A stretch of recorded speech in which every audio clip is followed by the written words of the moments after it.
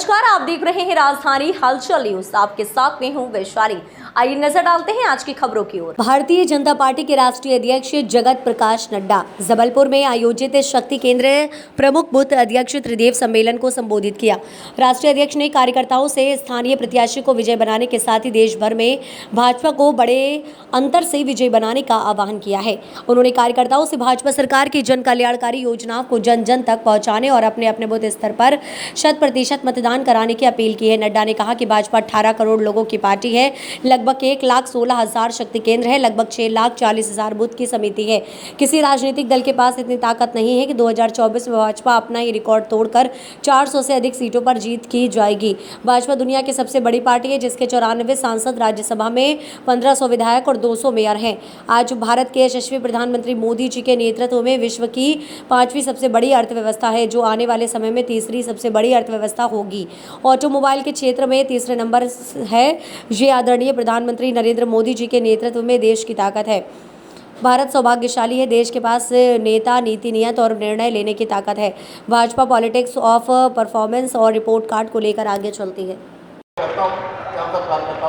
Booth सम्मेलन में मंच पर विराजमान बहुत ही संवेदनशील और कर्मशील अध्यक्ष श्री विष्णु दत्त शर्मा जी, वीडी शर्मा जी, पदाधिकारी और कार्यकर्ता बंधु और मीडिया के मेरे साथी, प्रिंट मीडिया और इलेक्ट्रॉनिक मीडिया के मेरे साथी, आज मुझे मां नर्मदा के तट पर इस कार्यकर्ता बूथ सम्मेलन करता हूं और साथ ही रानी दुर्गावती जी का उनसे प्रेरणा लेकर के नमन करते हुए अपनी बात को प्रारंभ करता हूं। मुझसे पूर्व वक्ताओं ने आपसे बहुत सी बातें बड़ी गहराई से की है और उसमें मुझे जोड़ने की आवश्यकता नहीं है। वीडी शर्मा जी ने, हमारे अध्यक्ष जी ने आपको संगठन की बारीकियों के बारे में बताया। हमारे मोहन यादव जी ने आपको सरकार ने 3 महीने में क्या क्या किया इसके बारे में एक संक्षिप्त रिपोर्ट आपके सामने रखी है और मैं बूथ के कार्यकर्ताओं को मुझे वार्तालाप करने का सौभाग्य मिला है। मित्रों, मैं बैठा बैठा सोच रहा था कि यहां बैठे लोग, हमारे कार्यकर्ता, आप सब लोग बहुत भाग्यशाली हैं। ये जरूर है कि शायद आपको अपने ही भाग्य का पता न हो कि आप कितने भाग्यशाली हैं। और मैं सिर्फ आपको खुश करने के लिए नहीं बोल रहा हूं, मैं इसलिए बोल रहा हूं कि आप उस राजनीतिक दल के कार्यकर्ता हैं जिसको यह सौभाग्य मिल रहा है कि जब वो चुनाव के मैदान में उतर रहा है तो उसके पहले ही उसके चेहरे पर जीत का आत्मविश्वास साफ दिख रहा है। ये हमारे भाग्य की तस्वीर है। हमने दौर देखे, हमने वो समय भी देखा है जब हम चुनाव में नामांकन पत्र भरने जाते थे तो उसी समय से हमारे मन में प्रश्न खड़ा हो जाता था, जीतेंगे कि नहीं, सफलता मिलेगी कि नहीं, सफल होंगे कि नहीं। और आज जब आप चुनाव के मैदान में उतरे हैं तो आप सफलता की बात नहीं कर रहे हैं, आप वोटों का अंतर की बात कर रहे हैं कि कितने मार्जिन से जीत रहे हैं। बताइए, आप भाग्यशाली है कि नहीं है? बोलो भाई, भाग्यशाली हो कि नहीं हो? जो चुनाव में उतरने के पहले इस बात से संतुष्ट हो जाते हो कि जीत हमारी है और इस नारे को लेकर हम आगे बढ़ते हैं, फिर एक बार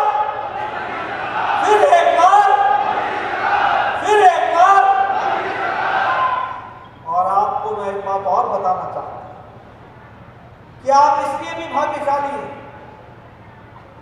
क्योंकि ये जो आपको सफलता का फल मिल रहा है इसके पीछे 4-4 पीढ़ियां खप गई। ये उनका तप है, ये उनकी मेहनत है, ये उनका कर्म है, जिसने आज पार्टी को इस मुकाम पर पहुंचाया है, जिसका फल देखने को और समझने को और जानने को हम लोगों को अपनी आंखों से देखने का मौका मिला। यहां बैठे हैं बहुत लोग, मेरे बारे में जबलपुर का रिश्ता बता रहे थे। मैं आपको ये बताना चाहता हूं कि इसी जबलपुर में लोग लोकसभा का चुनाव अपनी जमानत बचा करके जनसंघ का दिया का दीप जलाने के लिए लगाया करते थे। ये भी हमने दिन देखा, हमने वो भी दिन देखा है जब लोग अपने घर की जमीनों को बेचकर सिर्फ चुनाव में जनसंघ का दीप जले, इसके लिए भी काम किया था। और आज हम इस मुकाम पर पहुंचे हैं कि हम दुनिया की सबसे बड़ी पार्टी बनकर भारत में ऐसी राजनीतिक दल भी कम रह गए हैं जो अपनी जनसभा इतनी बड़ी कर ले, जिसकी संख्या इतनी बड़ी हो। ऐसी पार्टियां भी अब कम हो गई, सिकुड़ गई हैं। और हमारे पार्टी का कार्यकर्ता का सम्मेलन वो जनसभा से बड़ा हो जाता है। ये पार्टी की ताकत आ जाती है।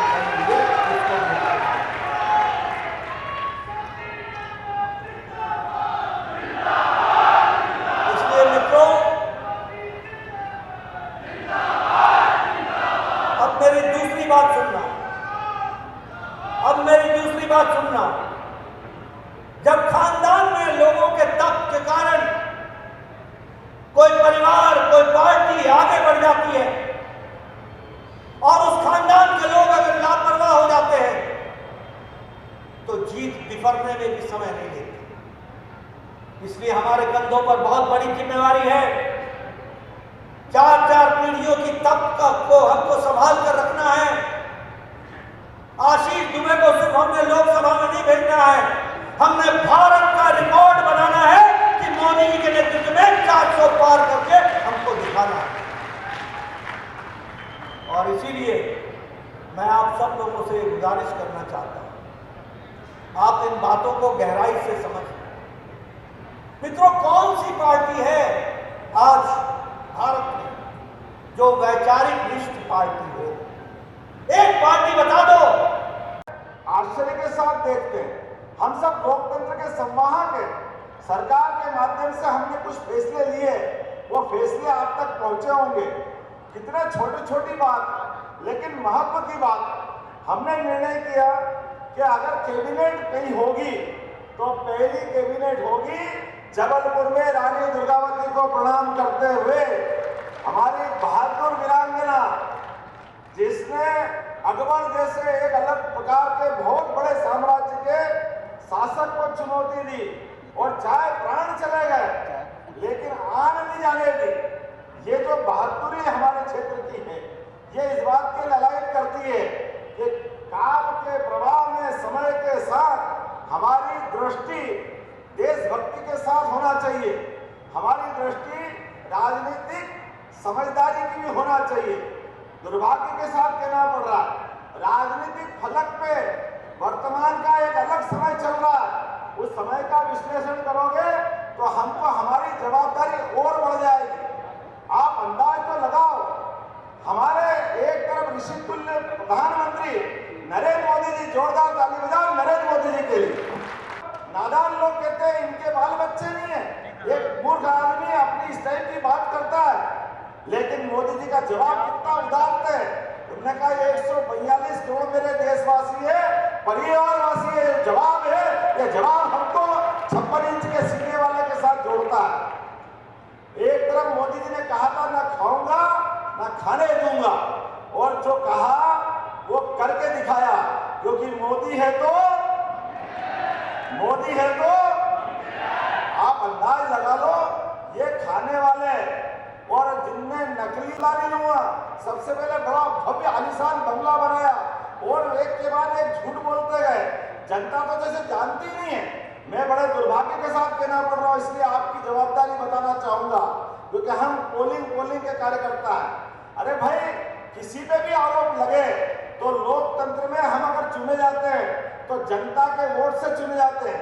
जनता हम पे भरोसा करती है, हम पे आस्था करती है और लोकतंत्र में हम चुनाव जीतते हैं। लेकिन अगर हम पे कोई उंगली उठ जाए किसी भी कारण से, तो इस देश का इतिहास है, लाल बहादुर शास्त्री, रेल दुर्घटना हुई, उन्हें तुरंत इस्तीफा दे करके उत्कृष्ट उदाहरण दिया कि ये गले का कुछ भी हो सकता था, लेकिन आडवाणी जी ने इस्तीफा दिया सभी पदों से, सांसद से भी इस्तीफा दिया।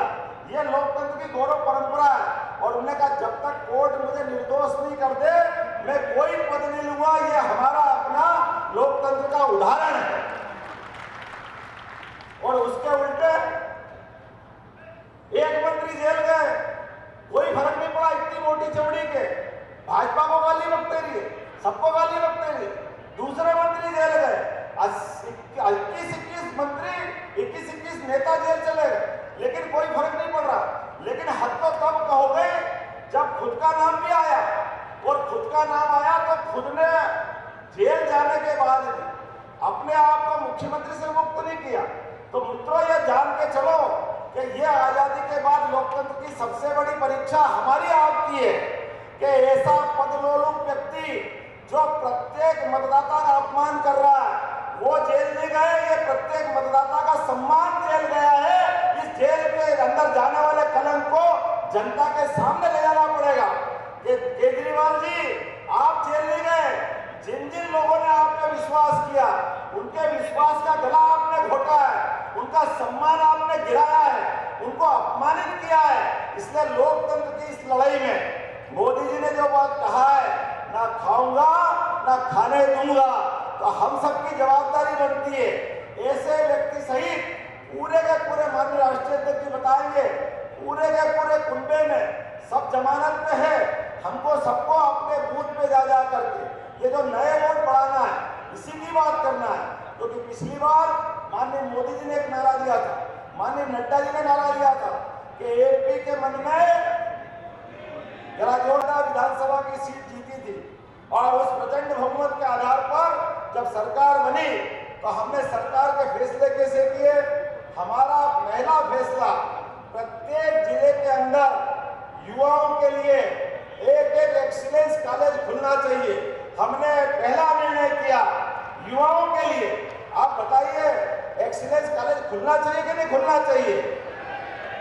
हमने दूसरा फैसला किया, जो अपराधी है, ज्यादा अपराध करता है, बड़े बड़े अपराध करता है, लेकिन बार बार जमानत से छूट जाता है, फिर अपराध करता है, उसकी जगह बाहर होना चाहिए कि जेल में होना चाहिए? हमने दूसरा फैसला किया, ऐसे अपराधी जो बार बार अपराध करते हैं उनकी पुरानी जमानत भी निरस्त कराएंगे, वो नहीं होने नहीं देंगे, सबको जेल भेजेंगे। ये हमारा फैसला था। हमने तीसरा फैसला किया कि खुले के अंदर कोई भी ये जो खाने वाले खाए, बेचने वाले बेचे, लेकिन जिनका खाने की इच्छा नहीं हो वो क्यों जाए उधर चक्कर में। खाने के लिए फूड सेफ्टी नियम का अपना कानून है, तो उनका एक बाजार बना देंगे, लेकिन बाजार में ये सब नहीं बिकने देंगे। हमने रोका कि नहीं रोका? तो ताली बजा के बताओ, ये हमारा निर्णय है। और ऐसे एक नहीं, लगभग 100 से ज्यादा निर्णय इस 100 दिन के अंदर लिए। हमने कहा कि कोई भी बच्चा या बड़ा बूढ़ा 108 के एम्बुलेंस से हॉस्पिटल तो चला जाता है, लेकिन कोई कारण से उसका शरीर छूट जाए, वो मृत्यु को प्राप्त हो जाए।